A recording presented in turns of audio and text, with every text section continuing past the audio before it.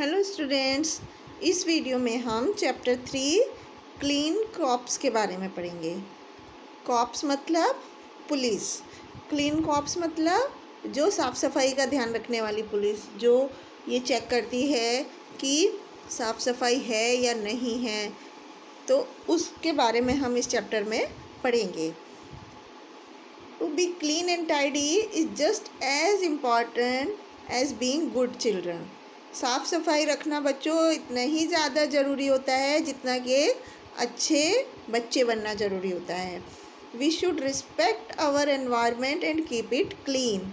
हम सबको अपने एनवायरनमेंट का, अपने आसपास के जगह का सम्मान करना चाहिए और उसको साफ़ सुथरा रखना चाहिए। यदि हम ऐसा नहीं करेंगे, अपनी चारों तरफ आसपास साफ़ नहीं रखेंगे, तो हम बीमार पड़ सकते हैं, क्योंकि बहुत सारे हार्मफुल जर्म्स की वजह से हमें बहुत सारी बीमारियां घेर सकती हैं। इसलिए हमें हमेशा ये ध्यान रखना चाहिए कि हमारे आसपास साफ़ सफाई हो और हम एक हेल्दी बॉडी हमारी हो। We should be responsible citizen and help in maintaining public places clean. हमें एक ज़िम्मेदार नागरिक बनना चाहिए और हमेशा पब्लिक प्लेसेस जैसे कोई गार्डन है, पार्क है, रोड्स हैं, उन पर साफ़ सफाई रखनी चाहिए, वहाँ पर गंदगी नहीं फैलानी चाहिए। तो इसी बात को समझने के लिए अब हम एक छोटी सी स्टोरी पढ़ते हैं। Amit, Rakesh and Bela were best friends.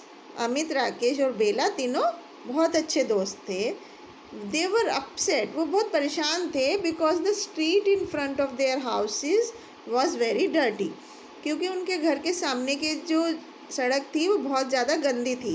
Empty packets and bottles, fruits and vegetables, peels and bits of papers were always lying around. उनके घर के चारों तरफ आसपास हमेशा खाली पैकेट, बॉटल, फ्रूट और सब्जियों के छिलके और कागज़ के टुकड़े हमेशा पड़े रहते थे इधर उधर। One day Amit came up with an idea. Amit को एक विचार आया, एक आइडिया आया। उसने कहा, आई हैव ए प्लान, मेरे पास एक योजना है। He said to his friends, ऐसा उसने अपने दोस्तों से कहा, राकेश और बेला से। When Rakesh and Bela heard his idea they were excited. जब राकेश और बेला ने उसका विचार सुना, वो बहुत ज़्यादा एक्साइटेड हो गए, बहुत ज़्यादा उत्साहित हो गए। Bela made badges with blue and white paper. Badge बनाए।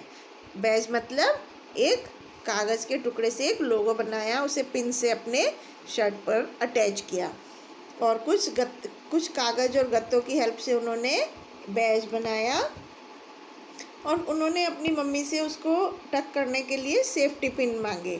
उस पर लिखा था क्लीन कॉप्स। क्लीन कॉप्स मतलब साफ़ सफाई का ध्यान रखने वाली पुलिस। उसकी मम्मी ने साफ हैंड राइटिंग से उसमें लिख दिया। तो they all wore their badges and felt very important indeed. उन सब ने वो बैज को पहन लिया और वो बहुत इम्पॉर्टेंट रोल करने लगे क्लीन कॉप्स का। आफ्टर द म्यूनिसिपल स्वीपर्स, जैसे ही म्यूनिसिपल सरकारी जो सफाई कर्मचारी होते हैं, सफाई करने वाले लोग होते हैं, वो आए सड़क को साफ़ करने के लिए उनकी गली में, तो उन्होंने क्या किया, 3 of them went on petrol. वो लोग इंस्पेक्शन के लिए निकल गए। पेट्रोल मतलब इंस्पेक्शन के लिए निकल गए। Please don't throw the wrapper on the street, said Amit to a little boy. तो अमित ने एक छोटे बच्चे लड़के से कहा कि यहाँ गली में कूड़ा मत फेंको, खाली छिलका लिफाफा मत फेंको। Aunty please don't throw the potato peels on the street, Bela said to a women who was trying to throw garbage on the road. Bela ने भी एक औरत से कहा कि आंटी प्लीज़ यहाँ पर आलू के छिलके मत फेंको गली में, क्योंकि जो कि एक सड़क पे कूड़ा फेंकने की कोशिश कर रही थी, उनको मना किया बेला ने। Please don't throw your empty cola bottle on the street, said Rakesh to a small girl who was sipping cola. Rakesh ने भी एक छोटी लड़की से बोला जो कोका कोला पी रही थी कि यहाँ पर कोका कोला की खाली बोतल नहीं फेंको। तो इस तरह से clean cops ensured that their street was kept clean. इस तरह से जो सफाई के लिए ये जो 3 बच्चों ने पुलिस का बैच पहना था, ये टीम बनी थी, उन्होंने इस बात को इंश्योर किया, चेक किया कि गली में साफ़ सफाई रहे, कोई गंदगी नहीं फैलाए। तो they started teaching people about the value of hygienic living and cleanliness. उन बच्चों ने लोगों को बताना शुरू किया साफ़ सफाई में रहने के बारे में और उसकी इम्पोर्टेंस के बारे में। Slowly the neighbourhood became clean and tidy. तो धीरे धीरे जब वो ऐसा करते रहे तो उनके आस जो गली थी वो एकदम साफ़ सुथरी हो गई। The clean cop brigade also asked people to plant trees for a clean and green colony. जो क्लीन कॉप जो बने थे, ब्रिगेड टीम बनी थी बच्चों की, उन्होंने लोगों को पेड़ लगाने के लिए भी कहा ताकि हरा भरा उनकी कॉलोनी हो जाए। Everyone on the street was proud of the good work done by the 3 children. उनकी गली का हर एक व्यक्ति उन बच्चों के काम की बहुत तारीफ़ कर रहा था, उन पर बहुत प्राउड फील कर रहा था। तो बच्चों, इस तरह से हमने देखा कि किस तरह से उन 3 बच्चों ने अपने आसपास के एनवायरनमेंट को साफ़ सफाई का ध्यान रखकर एक अच्छा हरा भरा माहौल बना दिया, अपनी कॉलोनी को साफ़ सुथरा बना दिया।